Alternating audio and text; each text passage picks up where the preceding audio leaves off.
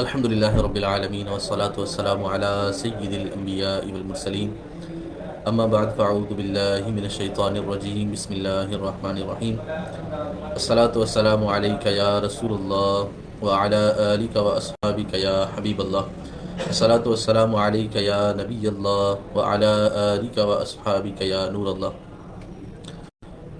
آج ہمارے عربی لینگویج کورس کی پہلی کلاس ہے۔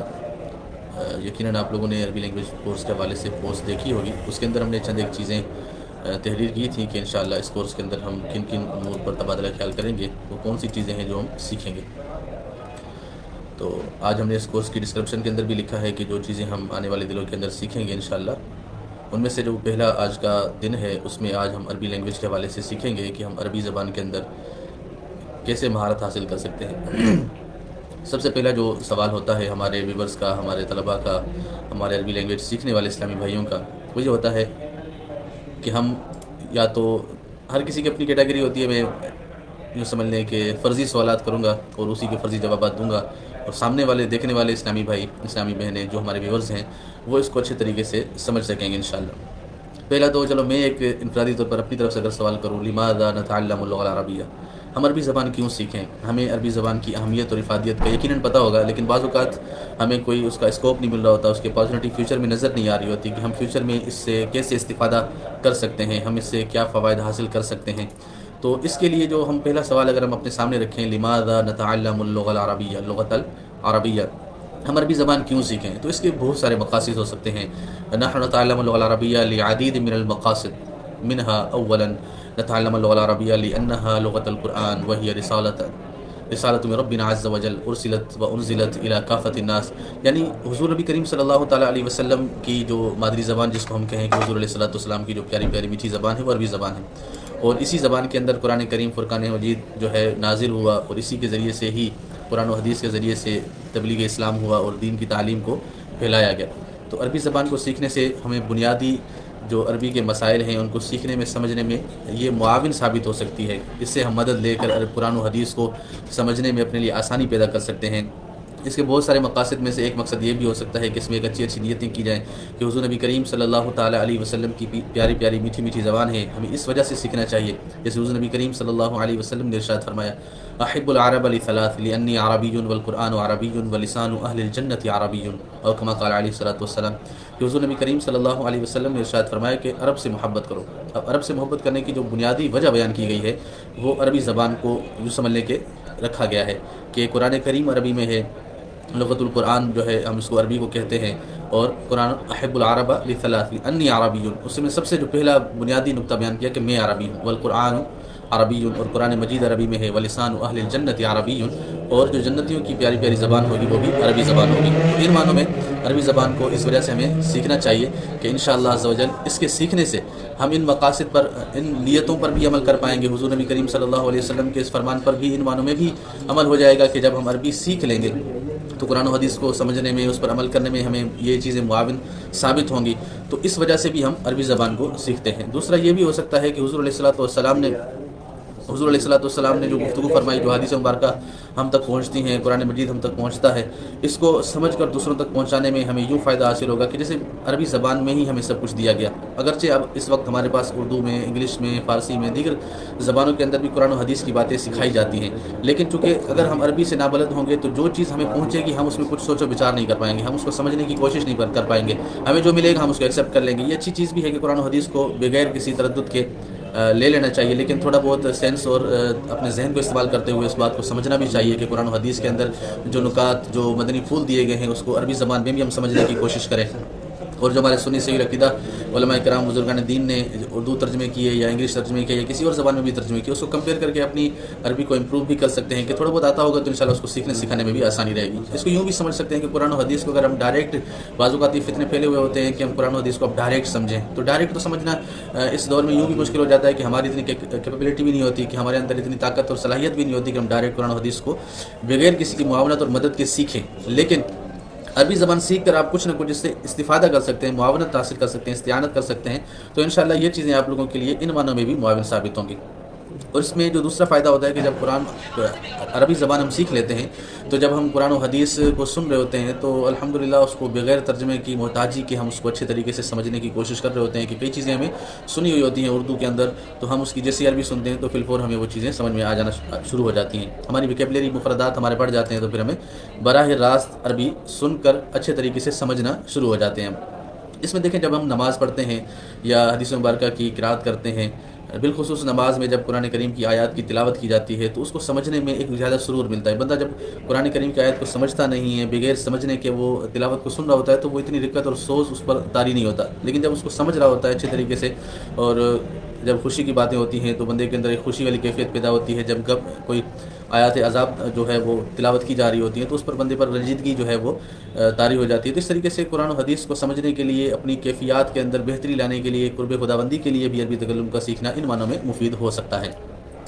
اب پہلا تو سوال یہ ہو گیا کہ لماذا نتعلم اللغة العربية، میں سمجھتا ہوں کہ مجھ سے زیادہ آپ لوگ بہتر سمجھتے ہیں، آپ فیلڈ کے اندر ہیں، گراؤنڈ پر ہیں، کہ آپ کو عربی زبان کی کتنی اہمیت اور کتنی ضرورت محسوس کرتے ہوں گے۔ دوسرا سوال ہمارا ہوتا ہے کہ هل يمكنك ان تتعلم اللغة العربية دون بيئتها، کیا آپ کے لیے یہ ممکن ہے کہ آپ بغیر ماحول کے عربی سیکھ لیں؟ ہم چونکہ پاکستان کے اندر رہتے ہیں اور پاکستان کے اندر چونکہ ایک مادری زبان بھی ہماری عربی نہیں ہے، ہماری قومی زبان بھی عربی نہیں ہے، سیکنڈ لینگویج کے طور پر بھی عربی نہیں بولی جاتی، تھرڈ لینگویج کے طور پر بھی عربی نہیں بولی جاتی، تو یوں جو ہے وہ ہمارے پاس ان معنوں میں ایک ماحول میسر نہیں ہے کہ جس انوائرمنٹ کے اندر، ایک ماحول کے اندر رہ کر ہم عربی زبان کو سیکھیں۔ تو کیا یہ ممکن ہے کہ اس انداز کے ماحول میں رہ کر بھی ہم عربی سیکھ سکتے ہیں؟ تو اس کا جواب ہے جی ہاں، بالکل آپ اس ماحول کے اندر رہ کر بھی عربی زبان بہت ہی اچھے طریقے سے سیکھ سکتے ہیں۔ جیسے کہ میں نے بھی الحمدللہ عربی زبان اسی وطن عزیز پاکستان میں ہی سیکھی ہے، اور الحمدللہ یہاں پر سیکھنا بہت ہی آسان ہے، قدر آسان ہے ہمارے طلباء کرام کے لیے، ہمارے وہ اسلامی بھائی اسلامی بہنیں کے جو جامعات المدینہ کی فیلڈ سے تعلق رکھتے ہیں یا جو عربی گرامر وغیرہ سے تھوڑا بہت تعلق رکھتے ہیں، جو طلباء سے رابطے میں رہتے ہیں، تو ان کے لیے تو عربی سیکھنا بہت ہی آسان ہے کہ ان کے پاس ایک گراؤنڈ ہوتا ہے، ان کے پاس ایک پچ ہے موجود ہے، وہاں پر اچھے طریقے سے وہ عربی بول چال کر سکتے ہیں۔ اب ایک بندہ وہ جو مارکیٹ کا بندہ ہے، جس کے پاس قریب تک کوئی بندہ ایسا نہیں ہے کہ جو عربی جاننے والا ہو یا عربی گرامر کے متعلق کچھ جانتا ہو، اس حوالے سے ہمیں جو ہے وہ ان معنوں میں پریشانی ہوتی ہے کہ ہم کیا کریں۔ لیکن جو ہمارے طلباء ہیں جو فیلڈ کے اندر رہتے ہیں، ان کے لیے یہ معاملات دیکھنا بہت ہی آسان ہوتا ہے بمقابل اس کے کہ جو مارکیٹ کا بندہ ہے۔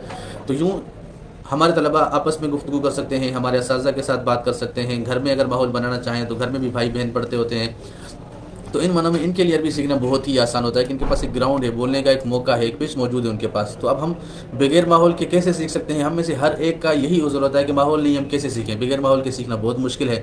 تو اس کا ایک بہترین حل یہ ہے کہ دیکھیں ماحول بنانے سے بنتا ہے۔ اب ایسا نہیں ہے کہ ماحول ایک کوئی برتن ہوگا آپ کے سامنے پیش کر دیا جائے، اس برتن کو آپ استعمال کریں، آپ کو ایک ماحول مل جائے گا، آپ اچھے طریقے سے عربی سیکھ جائیں گے، ایسا نہیں ہے۔ ماحول بنانے سے بنتا ہے، ماحول کریٹ کرنے سے کریٹ ہوتا ہے۔ جیسے آپ 4 دوست اگر ذہن رکھتے ہیں، آپ 2 دوست ذہن رکھتے ہیں کہ ہمیں عربی سیکھنی چاہیے، جب آپ لوگوں کا ذہن بن جائے گا تو آپ لوگوں کو اپنے اوپر یہ تھوڑا سا لازم کرنا پڑے گا کہ یار ہم دونوں کا ذہن ہے عربی سیکھنے کا، تو ہم ایک دوسرے پر کوشش کریں گے، محنت کریں گے، ایک دوسرے کے ساتھ تعاون کریں گے، ایک دوسرے کے ساتھ عربی میں بولیں گے۔ اگر آپ غلطی کریں گے تو ایسا طریقے سے میں آپ کی اصلاح کر دوں گا، اگر میں غلطی کروں گا تو آپ ایسا طریقے سے میری اصلاح کر دیجیے گا۔ تو یوں جو ہے وہ ایک دوسرے کے ساتھ سیکھنے سکھانے سے ہی انشاءاللہ اللہ نے چاہا تو ہم عربی سیکھ جائیں گے، کیونکہ یہ ماحول کریٹ کرنا ہمارے اپنے ہاتھ میں ہوتا ہے۔ ہم چاہیں گے تو عربی کا ماحول بنا لیں گے، اور اگر ہم نہیں چاہیں گے تو ساری زندگی اگر آپ مدرسے میں پڑھتے رہیں پڑھاتے رہیں پھر بھی آپ کو عربی نہیں آ سکتی، کیونکہ جب تک آپ اپنا ذہن نہیں بنائیں گے، جب تک آپ تھوڑی سی مشقت نہیں اٹھائیں گے، تب تک نہیں سیکھ سکتے۔ ویسے بھی عربی کے اندر ایک مقولہ محاورہ بولا جاتا ہے، التحدث یأتی بالتحدث ولو بالخطأ، بولنا بولنے سے آتا ہے اگرچہ غلطیاں ہوں۔ ہم میں سے ہر ایک ابتدائی طور پر اسی وجہ سے ہی بولنے سے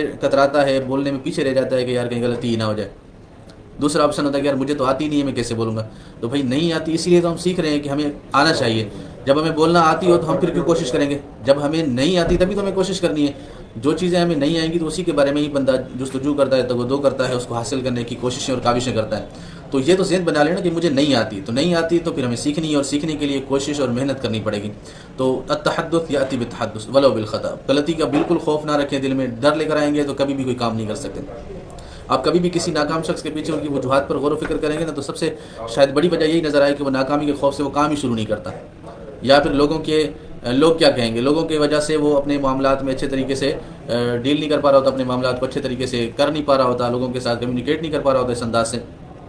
اس وجہ سے پرابلم رہتی ہے، پریشانی اور مشکل کا سامنا رہتا ہے کہ ہم یہ کیسے کریں۔ تو کوئی پرابلم نہیں ہے، آپ کوشش کریں، باقی رب تعالی عز و جل کی طرف سے انشاءاللہ مدد شامل حال ہوگی، اللہ نے چاہتا ہوں جلدی سیکھ لیں گے۔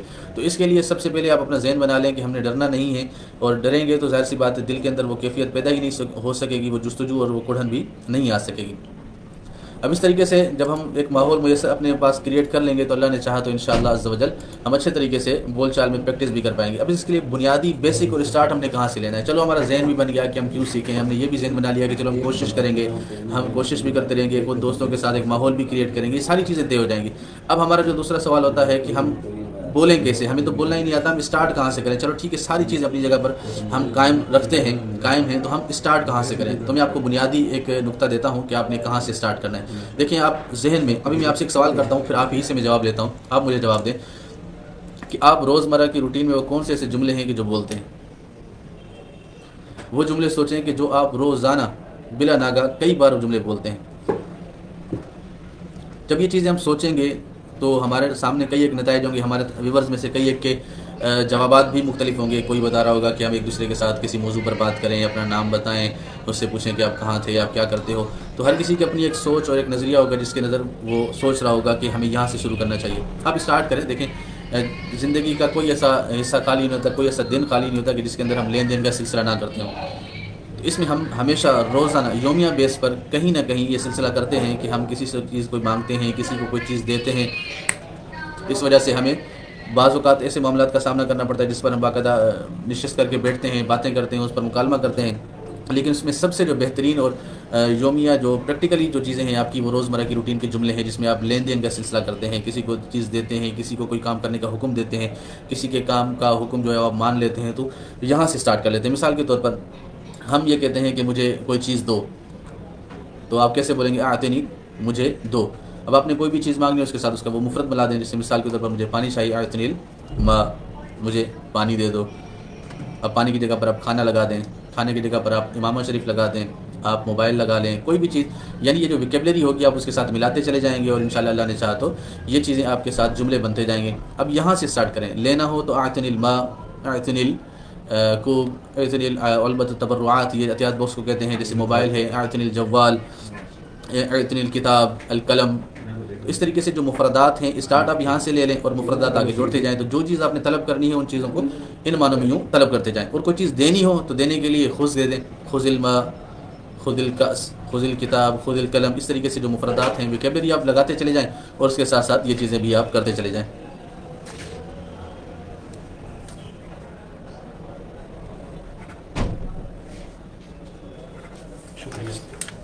تو جو کرتے چلے جائیں گے تو انشاءاللہ اللہ نے چاہا تو یہ سارے معاملات بھی حل ہو جائیں گے، اور آپ کے لیے یہ ویکیبلری بھی امپروو ہوتی چلی جائے گی۔ ابھی ویکیبلری چونکہ ہمیں بعض اوقات محفوظ نہیں ہوتی، ہمارے اذہان کے اندر ہمیں یاد نہیں ہوتی، تو ہم ویکیبلری کو امپروو کیسے کر سکتے ہیں؟ بعض اوقات ہم جذبے میں، شوق میں آ کر جو ہے وہ 100، 50، 200، 500 کی ویکیبلری یاد کر لیتے ہیں، لیکن نتیجتاً وہ 2 دن کے بعد، 4 دن کے بعد، ہفتے کے بعد، 1 مہینے کے بعد وہ ہم بھول جاتے ہیں، یا تو کم از کم 50% تو بھول ہی جاتے ہیں۔ اس کو امپروو کرنے کا بہترین طریقہ کیا ہے؟ ویکیبلری کو یاد کرنے کا اچھا طریقہ کیا ہے؟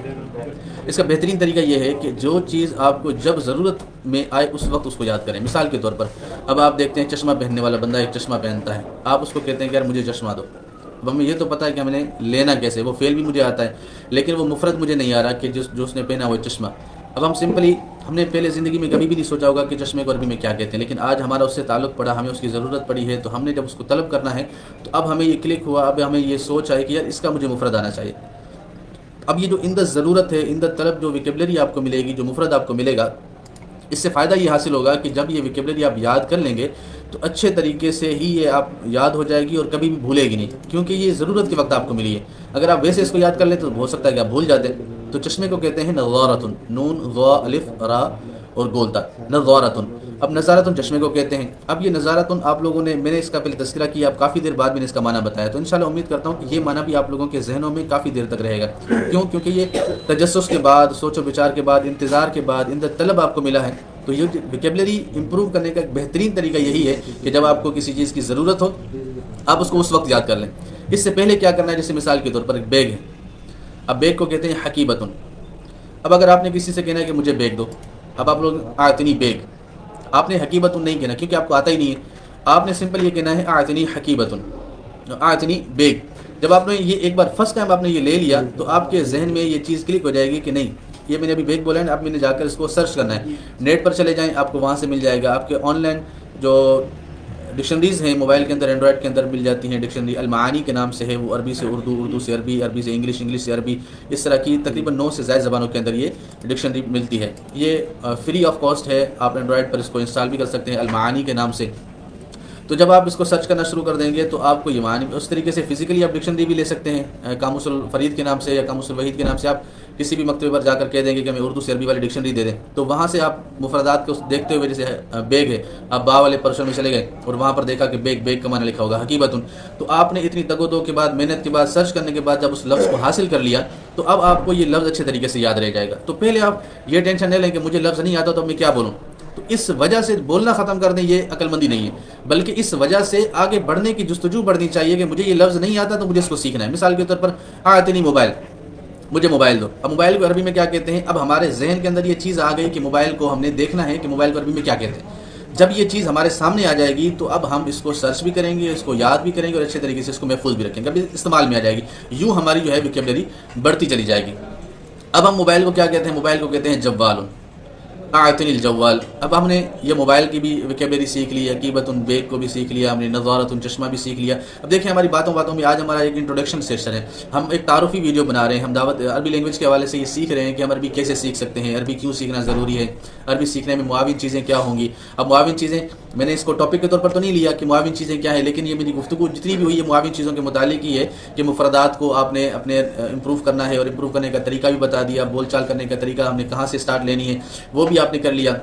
اب اور بھی آگے تھوڑا سا جائیں گے تو ہم اس طریقے کی طرف آئیں گے کہ ہم روزمرہ کی روٹین میں جو جملے بولتے ہیں ان کو اردو میں لکھنا شروع کر دیں۔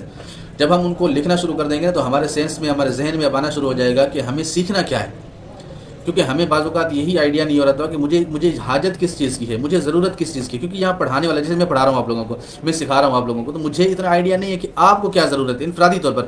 فردن میں کسی ایک بندے کے بارے میں یہ نہیں کہہ سکتا کہ آپ کو یہ ضرورت ہے، آپ یہ سیکھ لو، آپ کو یہ ضرورت ہے، آپ یہ سیکھ لو، نہیں، ہر بندہ اپنے بارے میں خود جانتا ہے کہ میری فیلڈ کیا ہے، میری سچویشن کیا ہے، میرے اندر عربی لینگویج کے متعلق کتنی معلومات ہے، تو اپنے حساب سے ہی بندہ، ہر کسی کا لیول اپنا ہوتا ہے۔ اب اگر میں یہاں سے سب کو ایک ہی لیول کی گفتگو بتاؤں تو ہو سکتا ہے کہ کئی بور ہو کے چلے جائیں گے، کئی کہتے ہیں یار یہ تو مجھے آتا ہے، کہتے ہیں یار یہ تو بچوں والی بات ہے، اور کوئی کہے گا کہ یار یہ تو بہت مشکل باتیں بتا رہے ہیں، اور بولے گا یار یہ تو بہت مشکل جملے ہیں، یہ تو ہم بول ہی نہیں سکتے۔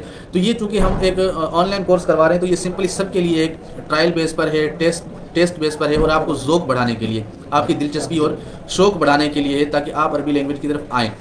تو ہر کسی کا ایک اپنا معیار ہے، ہر کسی کا ایک اپنا لیول ہے، ہر بندہ اپنے لیول کے مطابق عربی زبان ضرور سیکھے۔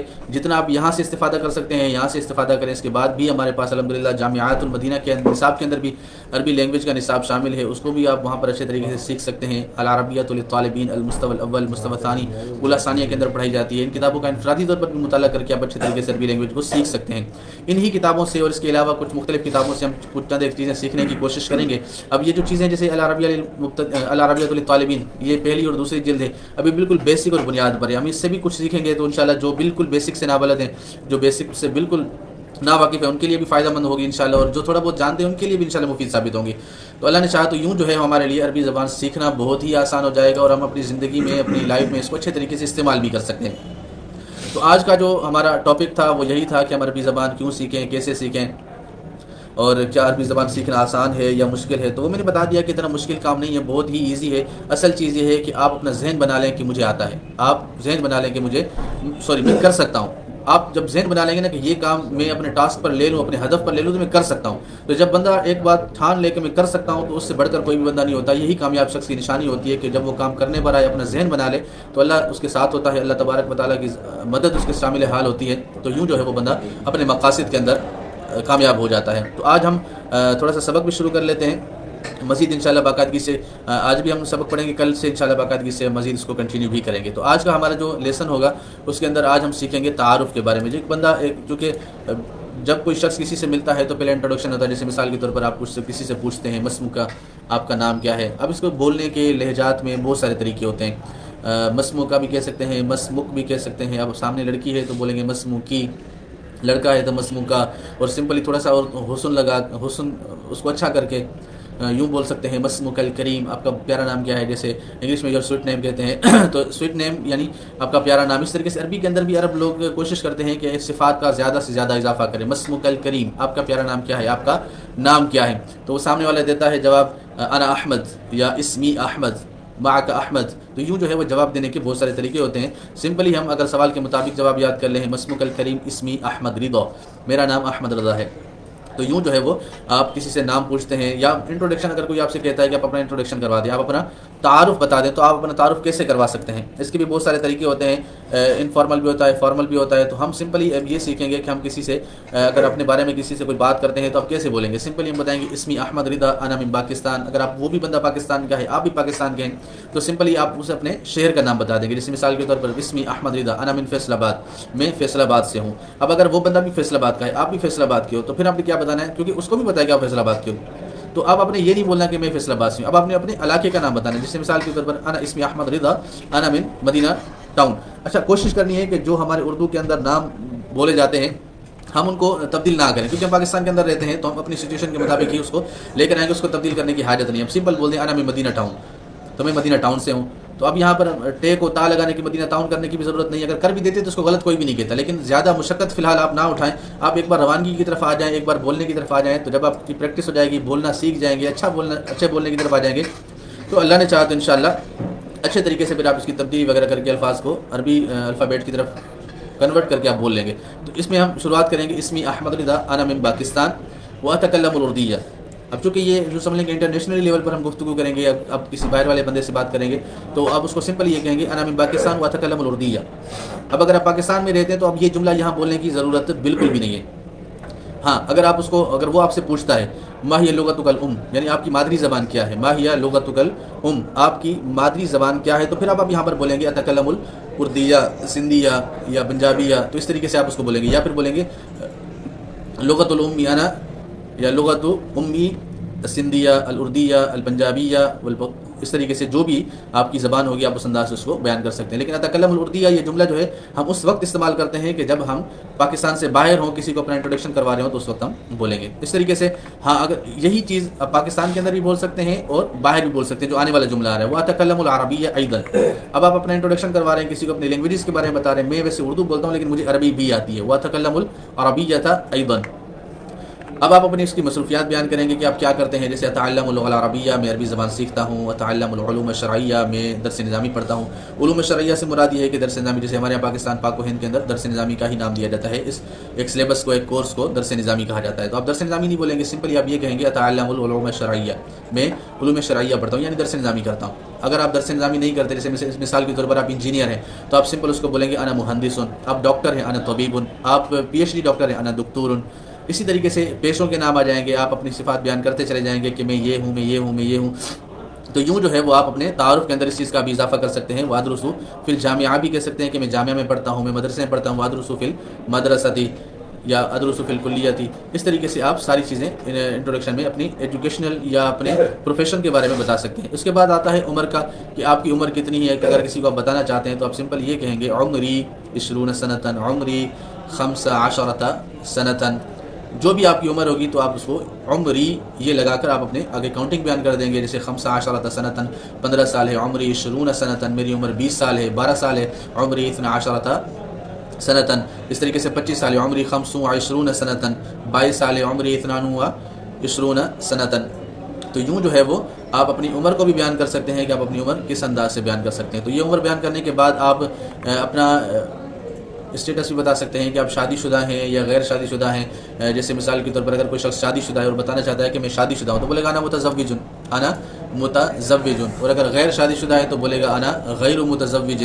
غیر متزوج غیر شادی شدہ کو کہتے ہیں. اور اگر اسی کو ہم دوسرے لفظ میں، جیسے ہم اردو میں بھی بولتے ہیں میں غیر شادی شدہ ہوں، اور دوسرا لفظ بولتے ہیں کنوارا ہوں، تو کنوارے کے لیے آتا ہے عازب، عین الف زابا، انا عازب، میں کنوارا ہوں.